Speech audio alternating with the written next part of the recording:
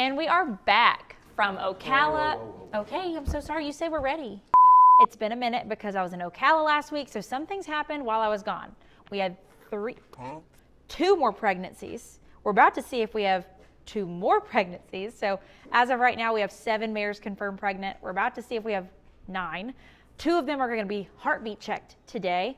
And then a couple of mares like Sophie and Phoebe, because we're trying to just see if they're clean for the year. We have to catch them while they're in heat and then culture them and all that good stuff before we decide if they're going to carry a baby this year. But that's what's on the docket for the first half of this video. And then I have some updates for you. So she's 2 weeks ago we checked her and she was not in heat, and so we were like, okay, let's check in her a couple weeks, see if she's coming in to just culture her and see where she's at, because she's going to have her own embryo put back into her.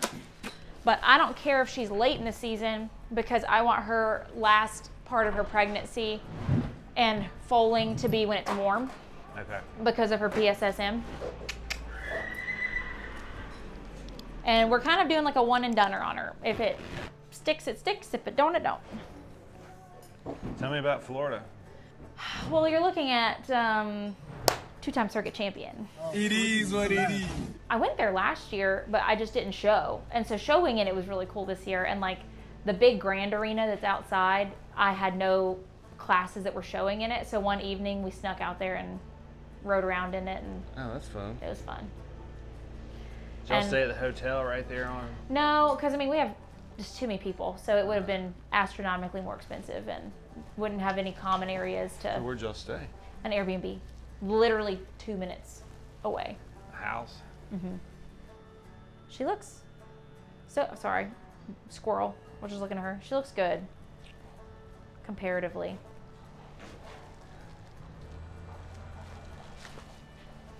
She's not easy to palpate. So, aren't you trying to get like up here? Yeah. And she's tight. And she clamps her tail, like I can't even get to the hole. Bruh. She's in heat. So we're just culturing her and like making sure she's all good. Does she have any fluid? No, she got cysts. Well, we knew that. We knew she was a sister. Got him! 36. All right, in heat. So we'll go ahead and culture her. Yeah.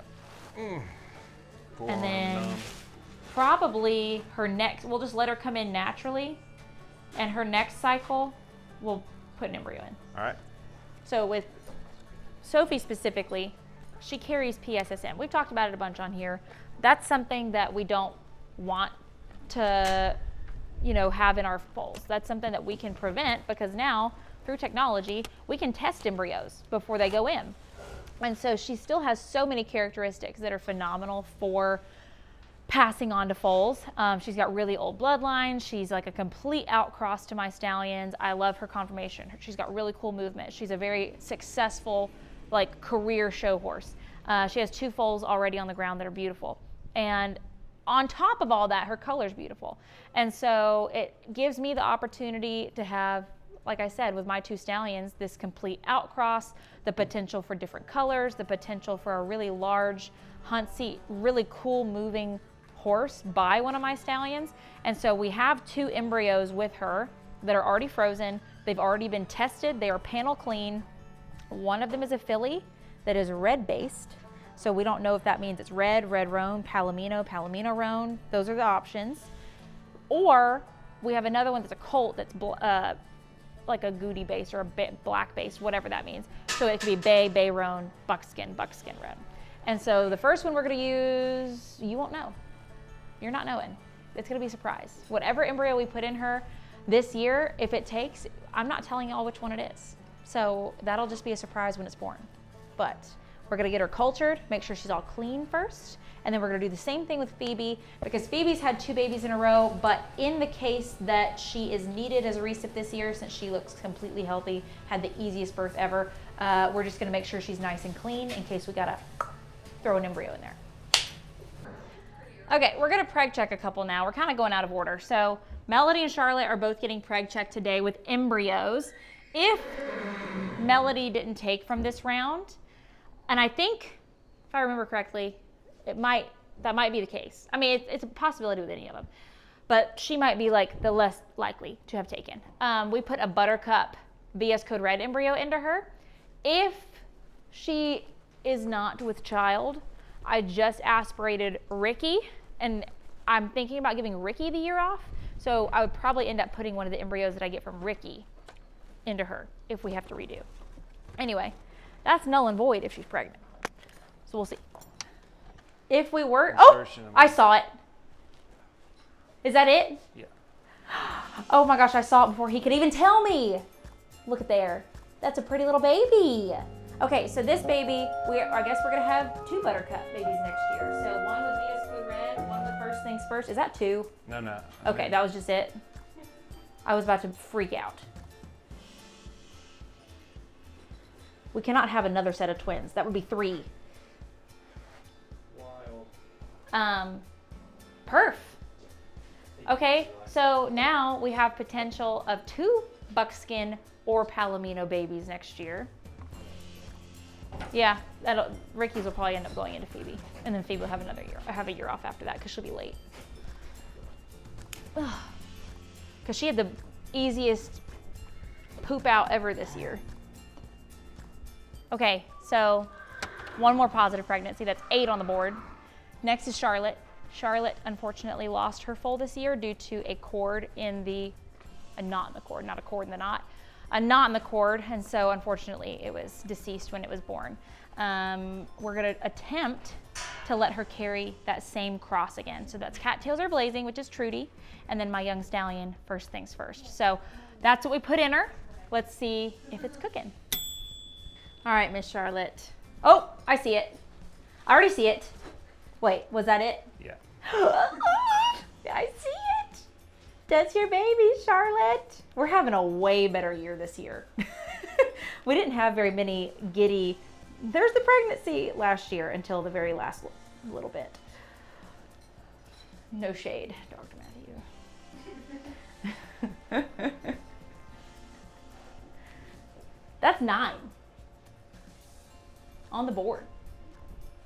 Going for how many? I don't know at this point. We're just sending it. We're heartbeat checking this one. And this is the one that had twins that we reduced. I think this actually might just be a twin check to make sure she still has her pregnancy after the twin reduction. Who's this? Buttercup. I don't know if she's far enough along for a heartbeat check. Come on, baby. Ah, there it is. I'm getting good. I'm getting to where I can see it before you even tell me. There she is. You need to put your left arm in here. Me put my... You just start scanning. They're little, oh! I see a little heartbeat, so a little flicker right there. Make sure there's not another one. We're about to have goats. You want some goats? Okay. All right, Buttercup. Good job. Big girl. I think we're only going to have a couple. I don't think my girls are going to have a whole horde like they did last year. You're actually being very good boy right now. Very good boy, Moose. What an angle. This might be the baby I'm most excited for next year. I don't know. I don't know if I can say that. Kennedy and Enticed. I would say from like a horse that I'd want to show, this is the foal that I'm probably most excited about. There's other babies that I'm excited about for other reasons, but like, this is very exciting. Please still have it in there. Dear God.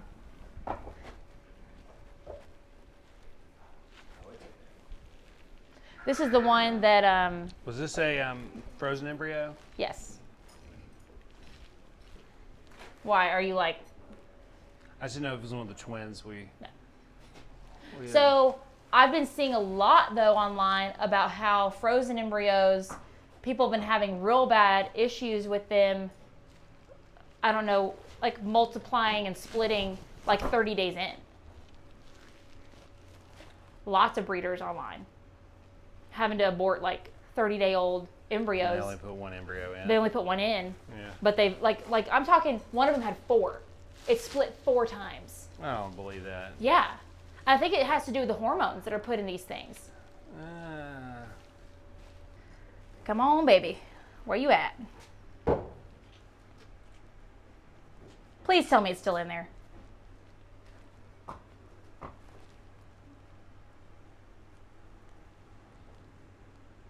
Did she lose it? I hadn't looked at the whole thing yet. Sorry, everything's been really quick today. She lost it, didn't she? I'm not seeing it in there. So we checked her. We haven't checked her since our initial check. Yeah, we did a regular baby check, and then today should be her heartbeat check. Okay. Let me double check how many days she would be. We should see something. She should be. I don't see anything. She should be only 2 days behind Buttercup. That you I don't just see checked. anything. Is Buttercup an embryo too? No, she was just bred. She was the twins. Yeah. Yeah, unfortunately, I'm not seeing it.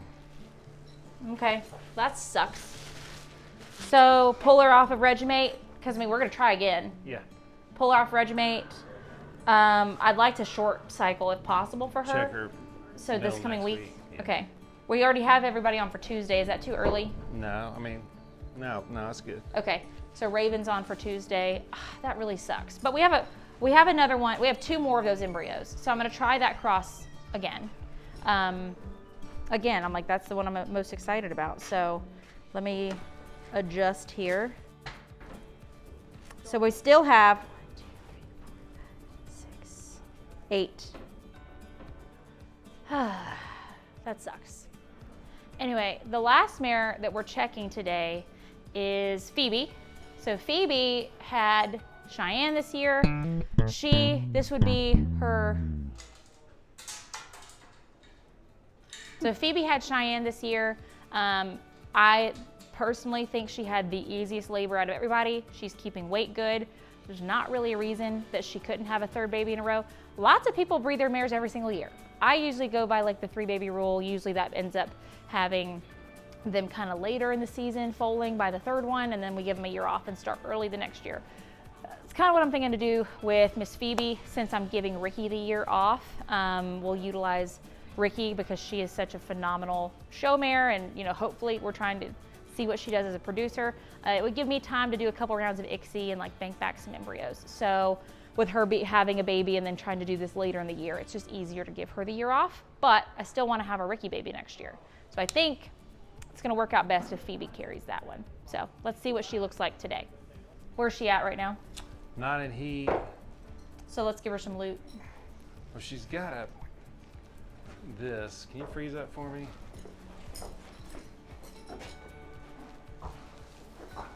So she's not really in heat, but she's got this pretty, kind of irregular shaped long follicle we're going to check out. 40. And it's at a 40. On the right. So what do you think that means? Is that just hanging out after she have a CL on that side? She's squeezing on me, so she has no edema. I can't really feel her cervix because she's squeezing on me so hard and she's moving around. So I'm not 100% where she's at. I don't think she's in heat. You want to check her on Tuesday? Yeah, but if we miss her, I mean, we're not going to know when she's ovulated. I mean, with her having like no edema and stuff, is that like her having that big of a follicle? Is it? She might have cleared her edema. I think she's just got that follicle hanging around. She's not in heat. You know how I feel about giving Lutalice when they've got greater than 35. But since we're not trying to breed her, we just want to watch we're just trying to put an embryo in. Why don't you give her a shot of Lutalice? Now? Why don't you give her a shot of Lutalice now? I'm going to be here tomorrow. I'll check her again tomorrow and see what Okay, she's doing. that's true. I forgot that you're coming tomorrow. Yeah, let's do that. Okay, let's do that. I'll do that now. And we'll just see. She may be in flaming heat tomorrow, then we know. Yeah, okay. Or she may be doing absolutely nothing. Not the exact same thing. Okay, so Lutalice is hopefully going to help bring her into heat if she's stalled out. And if not, then she might just clear this follicle out and we'll start over next week, but we'll see. Trying to time her ovulation. So I wanted to give an update on Maggie because Maggie, I think in another video, y'all saw us coming home with her baby, Margo. And it was the story of her just being an absolute hero. You know, she had 2 colic surgeries, very short, you know, together, and then had Margo 20 hours after the second one. But when she came home, she did start showing signs of laminitis.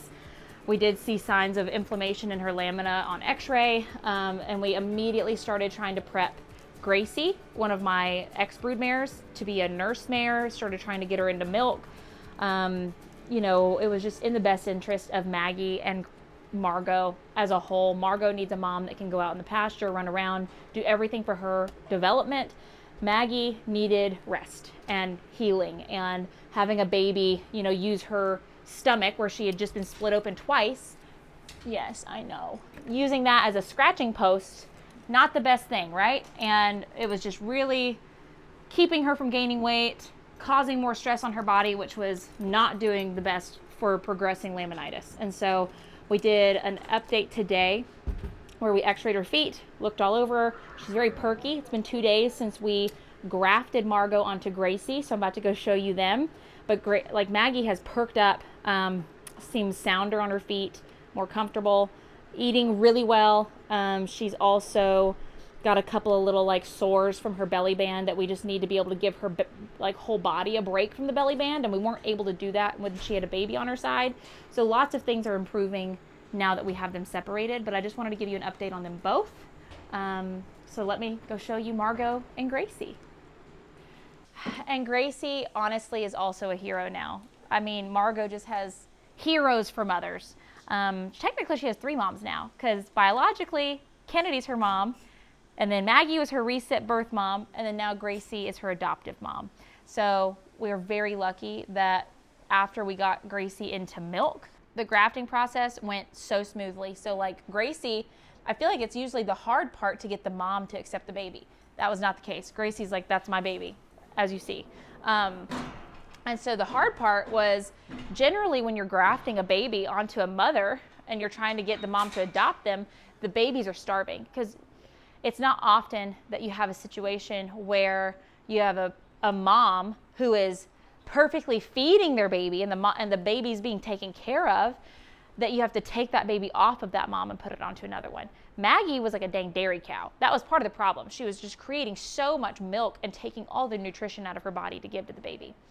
And so Margo was the problem, because she was like, where's my mom? Where's my tasty buttermilk? Where's my, you know, it was all very unusual to her, and she wasn't hungry.